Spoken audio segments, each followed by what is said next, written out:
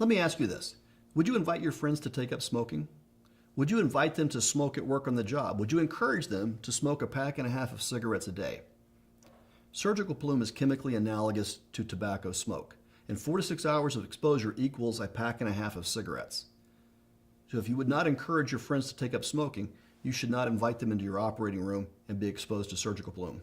Among the chemical constituents of surgical plume are benzene and 1,3-butadiene. Both of those are known carcinogens. And when you compare surgical plume to tobacco smoke, in fact, they're much higher. The level of benzene is about 10 times higher in surgical plume than it is in tobacco smoke, and 1,3-butadiene is 7 to 10 times higher in surgical plume than tobacco smoke.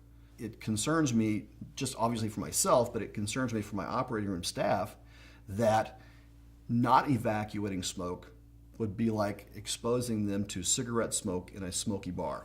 No one will do a study randomizing people to inhale tobacco smoke versus people who don't inhale tobacco smoke to see whether tobacco smoke causes damage. We know that it does. It would be impossible to do a randomized trial of evacuating surgical plume to not evacuating surgical plume and purposefully exposing people to a known hazard.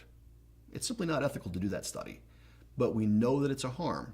You don't need a randomized controlled trial of inhaling surgical plume versus not inhaling surgical plume to know that inhaling surgical plume is a bad thing.